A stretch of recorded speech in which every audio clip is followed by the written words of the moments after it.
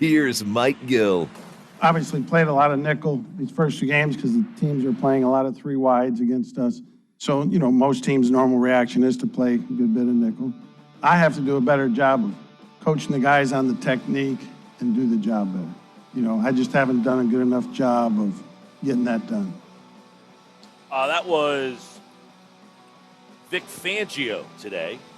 Going old school Andy Reid on you guys. I got to do a better job. We're going to go down that road again? Better job? Listen, he has to do a better job. Sure, I'll put some blame on Vic Fangio. He wants to take some of it. I have no problem.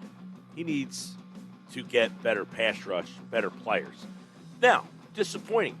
Jalen Carter, disappointing. Jordan Davis, disappointing. Bryce Huff, disappointing. Josh Sweat. You have 4 disappointing players on the same unit. Guess what?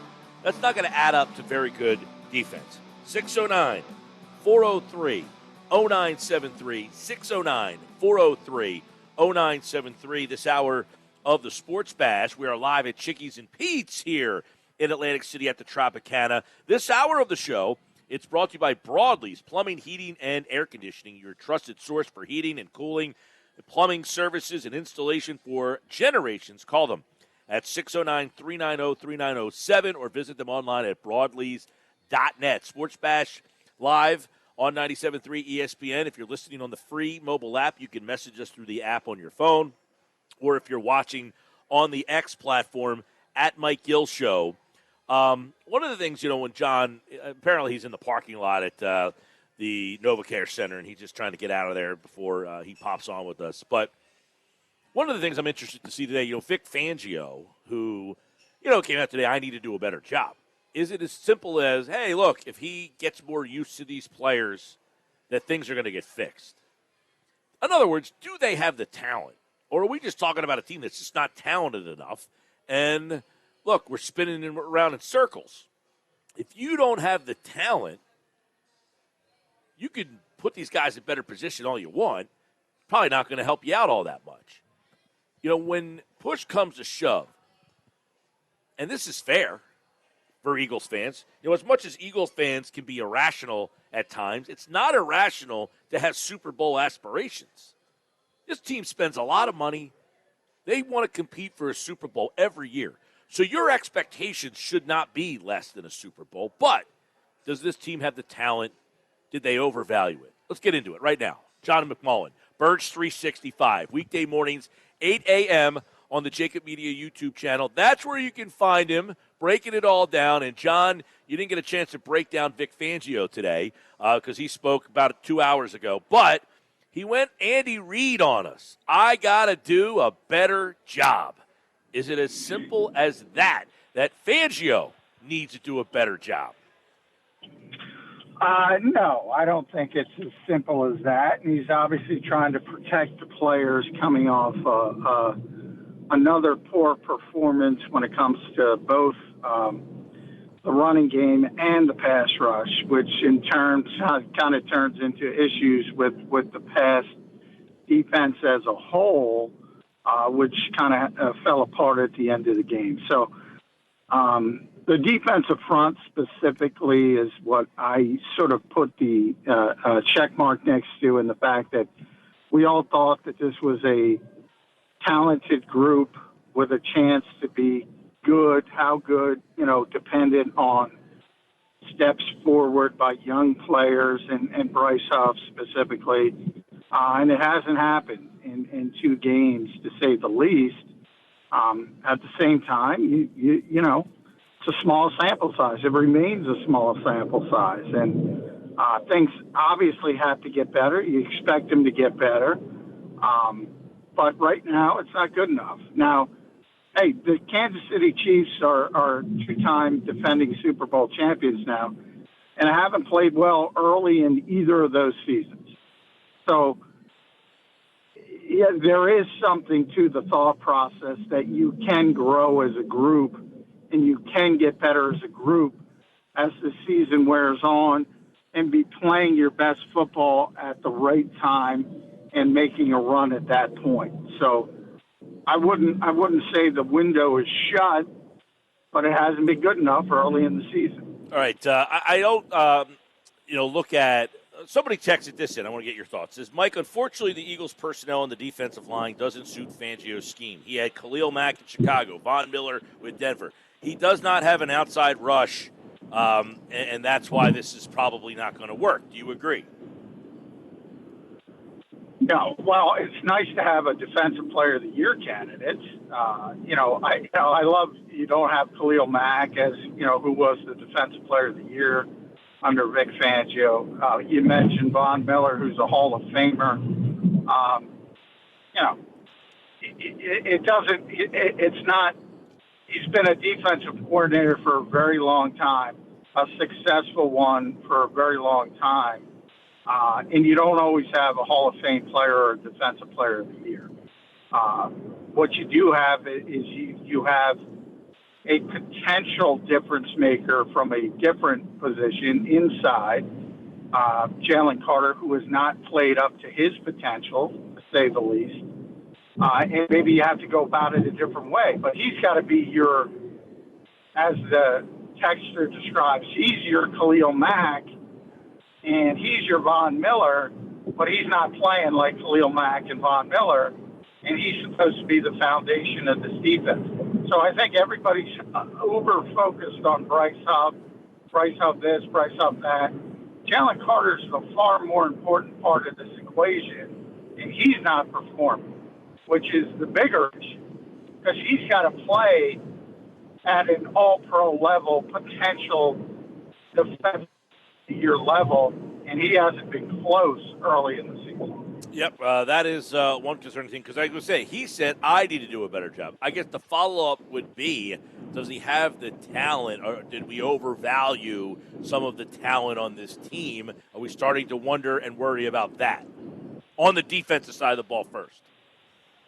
Well, I don't think there's any doubt that Jalen Carter has talent. I don't think there's any doubt that Jordan Davis has talent. I don't even doubt that Nolan Smith has talent, but can they reach their potential? And there are serious questions about that for all those players right now. So, there's a lot of reasons why people don't live up to their physical gifts, and they usually don't have much to do with their physical gifts. Could be technique, fundamentals, could be work ethic, could be a lack of attention to detail. It usually isn't, Nolan Smith, runs a 4.39 at 240 pounds. Okay, he still does that. But how do you translate that eye-popping athleticism to being an edge rusher in the NFL? It hasn't manifested itself yet. But it's not because of lack of talent. Talking with John McMullen, Birds 365, weekday mornings at 8 a.m. on the Jacob Media YouTube channel. You can watch him as the Eagles get ready for the Saints here. I want to kind of, I know Zach Bond, we were talking about him in week one. I know it's a 2-week sample size, but last week obviously wasn't a great week for him. What are some of the things that Fangio pointed out about that Bond needs to improve upon if he's going to become a better linebacker? What was he able to do in the first week that stood out and not in the second week? Well, he mentioned he saw cut blocking for the first time. A lot of teams don't cut block any longer. Atlanta's one that does. Used to be the old Alex Gibbs Denver mentality. If you think about Denver back in the day with Mike Shanahan and Terrell Davis and all their great, it seemed like no matter who they had, they would rush for 1,000 yards. Kind of an old school method. So I think that took him by surprise. Vic was talking about that. Now that he's seen it, just New Orleans evidently does it a little bit as well. So he's going to see it again. That first game was not sustainable.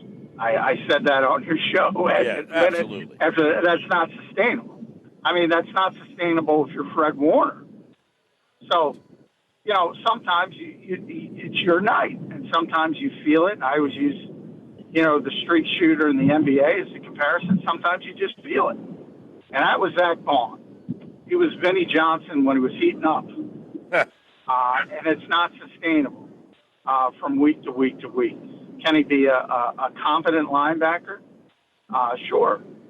But he's also doesn't have a ton of experience, so there's going to be growing pains as you get to that point, hopefully. Fangio said today that until we do a better job playing the run, the sacks aren't coming. Is that something, though, that they have the personnel to fix? Because we could all say, let's just say, I don't like their pass rush. I'm not a fan of Huff. Sweat, maybe he's not the same player. Fine, we don't like the edge guys. But do they have the personnel to be better against the run? Well, anybody can stop the run if they want to. And by that I mean you can put 8, 9 people in the box if you want to stop the run on anybody. But the whole philosophy of Vic's defense is to do it with as few bodies as possible so you can keep the extra defender in coverage because the goal is to limit explosive plays. So right now they're not doing a good job with light boxes, a good job with their 50 fronts, their 5-man fronts, their gap and a half fronts. They're not doing a good enough job. And what he's talking about, if you don't stop the run, that means you're typically seeing third and short situations where everything is still on in the playbook for the offense. They can do anything on 3rd and 2. If it's 3rd and 13, people can pin their ears back on the pass rush, and that's when you get the big pass rush numbers. And right now, they're not getting those situations. And he was very honest, and he said, if we continue to do that, they're not coming, the sacks and the pressures. Because nobody is good on the pass rush when it's 3rd and short. And the question is, at some point, does he shift and try to use more run support to calm down those issues?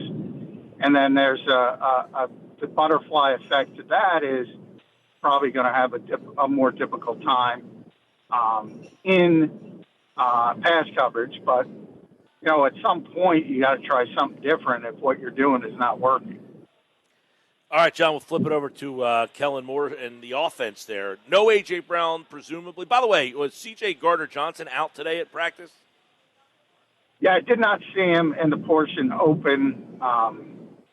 So we'll have to see when the status report comes out after practice. But, yeah, he was not out there for the short period that reporters were out there. Johnny Wilson was, A.J. was not. I don't expect A.J. to play again this week. And everybody, to the Eagles' credit, Kellen Moore again downplayed the impact of game planning on Wednesday, and then all of a sudden A.J.'s out on Friday, and Nick didn't make that excuse. Jalen didn't make that excuse. But I was talking to a couple of receivers today, and they both said, yeah, you can't change much in the game plan. So I think it'll help that they kind of know A.J.'s not going to play this week, and they game plan with that in mind. So that being said, it appeared that Jalen Hurts was not too interested in having anything to do with your question yesterday. Yeah, well, that's the thing. I mean, he didn't want to talk about it. Well, he said, yeah, I knew he wasn't playing. Yeah. Well, jeez. Yeah. And I'm glad Jalen said that, to be honest, because I was in the locker room before that, and Dallas said something opposite. Dallas Goedert said, we were still hoping that A.J. could play later in the week, and Jalen kind of shut that down. Now, remember, Jalen's best friends with A.J., so maybe he didn't, and he's obviously the quarterback. So maybe he did know a little bit before others. But I did think it was interesting that the Eagles tried to downplay that, but I think it was a big part of the issues, the fact that, they game planned with him involved, and then they had to tweak it And again, a couple of the receivers told me today didn't get tweaked much. So, if you're just replacing A.J. Brown at X with Jahan Dotson or Britton Covey or whomever, that's not going to work. So, and a lot of people question whether, why Dallas didn't get involved a little bit more. This week should be a better test because they're game planning without AJ, and they know he's not going to be there, whether they admit it or not. But as we talked about, John, back in training camp, if AJ or Devontae were going to miss, they don't really have the personnel to replace either one of those guys. No, and you have to play differently. That's the point. You have to play different. And that means you have to game plan to play differently. And they didn't do that last week, at least to a large extent. This week, they're going to have the opportunity to do it. Unfortunately, it's against a team that's very good offensively and is probably going to score some points. So I don't know if they're equipped. With A.J. Brown, they're equipped to win any shootout. Without him, I don't know if they're equipped to win a shootout. And I would bet against winning a shootout. Yeah, that's kind of hard to see, is them going up and down the field scoring 35 points against a team, let's get your thoughts on them, who has scored 91 points in its first 2 games. So is this Saints offense as explosive as it's been the first 2 weeks? Are you looking at that team and saying, yeah, maybe they don't score 40 points a game as they've been putting up, but that offense should be able to put up some points against this defense? Yeah, I mean, they're averaging 45 points a game. So, yeah, that's not sustainable either. No. But obviously, yeah, they're capable. They have, they shifted to more of the Shanahan-Kubiak offense. Clint Kubiak is the offensive coordinator. It's more of a play action, so it's, think Kyle Shanahan, that type of offense. Derek Carr, which Vic mentioned today, that's what he is. There's certain guys, Kirk Cousins is one of those guys when he's healthy. They're traditional, old-school play-action quarterbacks, and they do that well. So I think it's a better fit for Derek Carr, so that's part of it. Alvin Kamara's healthy, so that's part of it.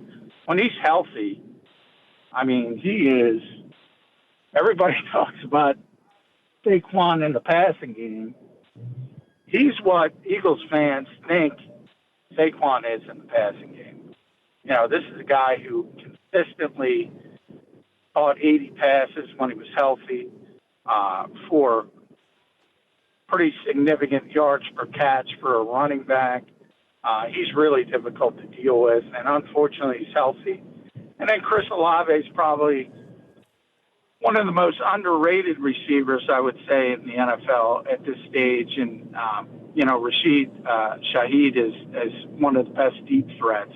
Not a high-volume guy, but they're going to, with that play action, they're going to take some shots down the field with him. I was going to say, with the style of defense the Eagles play, what do you think of that matchup? I think he's going to get them deep. Now, if it's once, you can live with it. If it's a couple times, it's going to be a little bit worse. But, yeah, at some point I expect him to get them deep. And, hopefully it's an off-target throw or something of that nature. But, yeah, I mean, they're tough to deal with offensively. On the other hand, you've seen it all the time in this league, Mike. It's a week-to-week league, and maybe they believe their press clippings this week, and everybody's telling them how good they are. Yeah. And maybe they come back down there just from that standpoint. So it happens all the time in the NFL. It really does. All right, John McMullen, weekday mornings, 8 a.m. on the Jacob Media YouTube channel. Make sure you check him out on Birds 365. And, of course, they're getting you ready for the Eagles and the Saints. Should be an interesting one. Eagles have not fared well in their history in New Orleans. Saints team playing a little above expectations right now. Good offense. We'll see how it all stacks up. We'll talk more about it tomorrow right here on the Sports Bash on 97.3 ESPN. All right, John, enjoyed it, pal. All right, thanks, Mike. There's John. Of course, he'll be back tomorrow with his pick for the game and all the insight and analysis as we get you ready for the big matchup.